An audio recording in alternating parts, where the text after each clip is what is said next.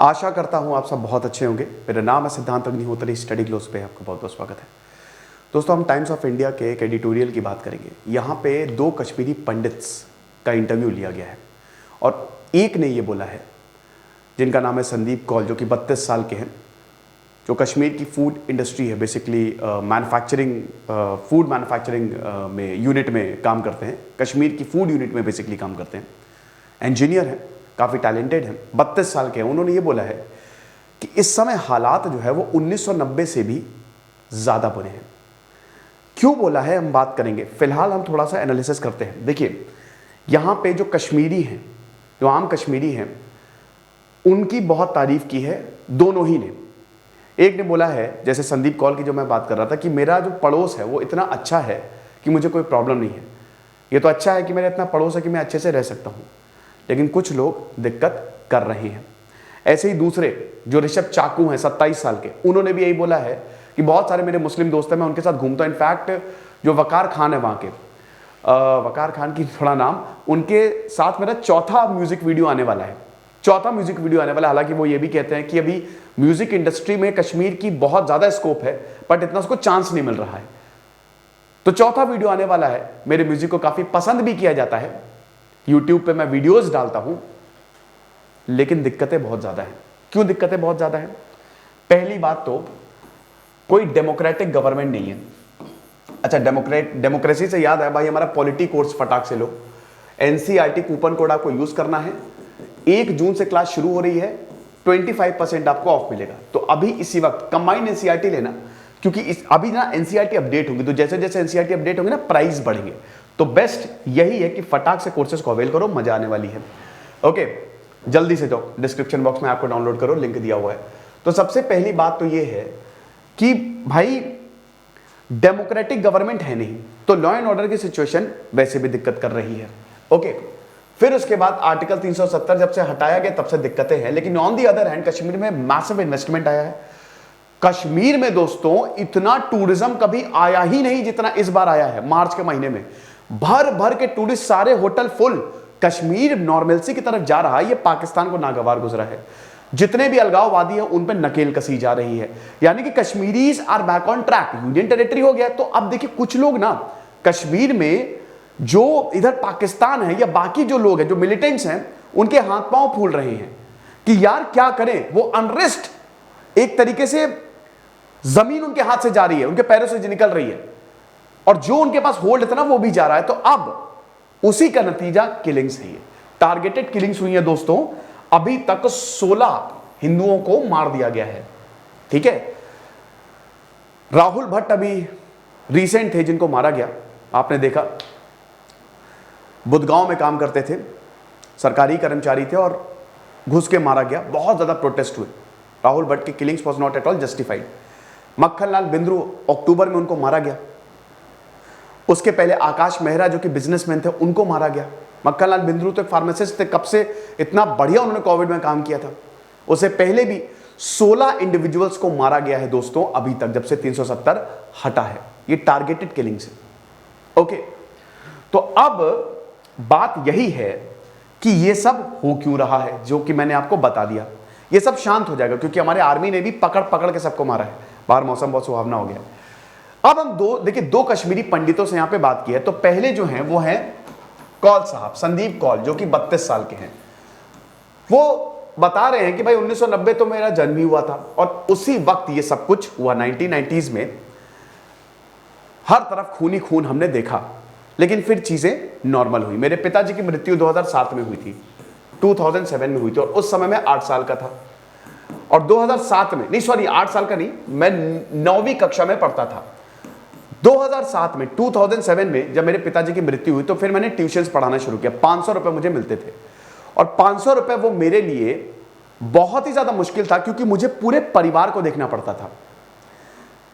808 Kashmiri families जो हैं वो निकल गई थी, बाहर चली गई थी, जिसमें से बहुत ही कम 7 से 8 कश्मीरी फैमिलीज जो हैं, कश्मीरी पंडित्स जो हैं, कश्मीरी पंडितों की फैमिली, इनफैक्ट 800 से ऊपर कश्मीरी पंडितों की फैमिली बाहर निकल गई, माइग्रेट कर गई 1990 में।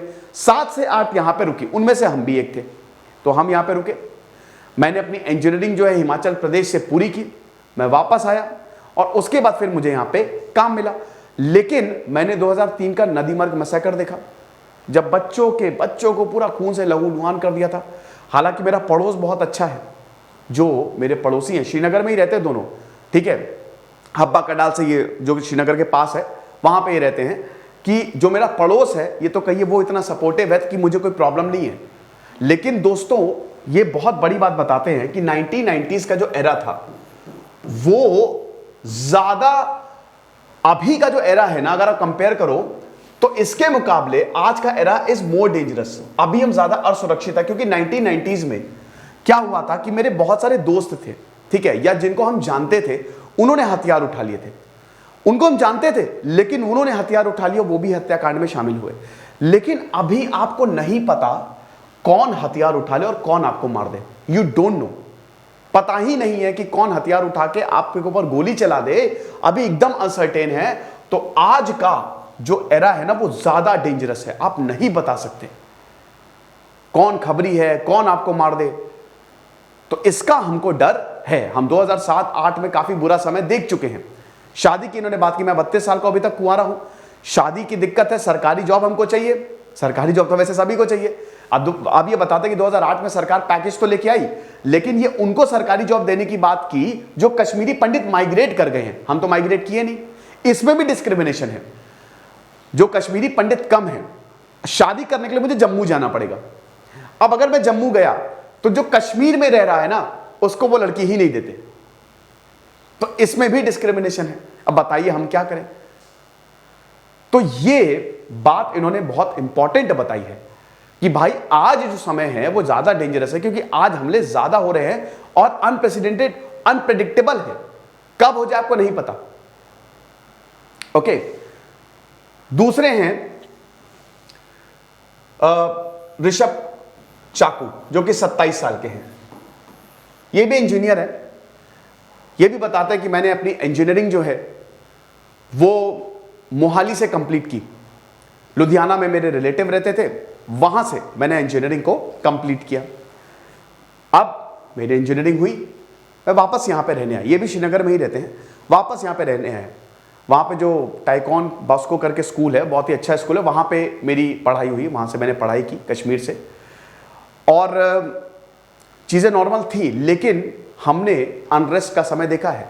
ये अपने भाई की बात बताते हैं कि 2010 में जब भयानक प्रोटेस्ट हुए तो मेरा भाई, मैं और मेरा भाई जब स्कूल से वापस लौट रहे थे, उस समय मैं 10 साल का था, 2008 की 2010 बता रहे थे। तो वापस जब मैं आ रहा था तो मैं उस प्रोटेस्ट में फंस गया। एकदम से टीयर गैस आई और मैंने अपने भाई का हाथ पकड़ा हुआ था, लेकिन एकदम से हम भीड़ में फंस गए। और फिर जब मैंने पीछे देखा, मेरा भाई डिसअपीयर्ड।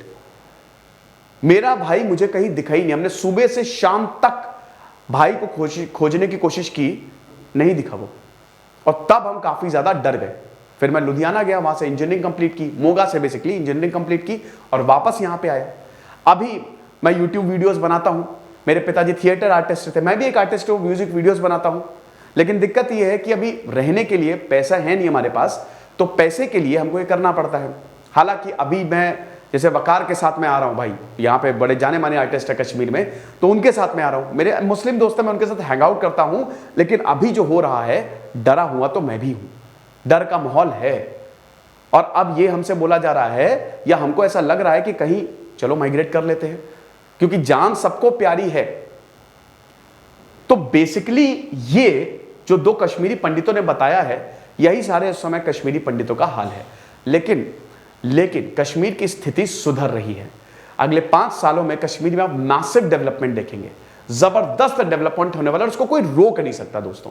इसकी शुरुआत हो गई है, छुटपुट घटनाएं होंगी। सरकार से यही निवेदन है कि सबसे पहले तो तुरंत वहां पे सरकार लेके आए भाई। जैसे अभी दिल्ली में ना विद लेजिस्लेचर तुरंत चुनाव करवाए जाए, डिलिमिटेशन हो गया है ताकि लॉ एंड ऑर्डर की सिचुएशन सुधरे वहां पे। अभी ठीक है, यूनियन टेरिटरी है, वो तो यूनियन टेरिटरी तो हमेशा ही रहेगा। तो ये चीज है। बाकी डेवलपमेंट बहुत तेजी से, इन्वेस्टमेंट बहुत आया इस बार। तो इतने टूरिस्ट गए कश्मीर में कि क्या बताएं।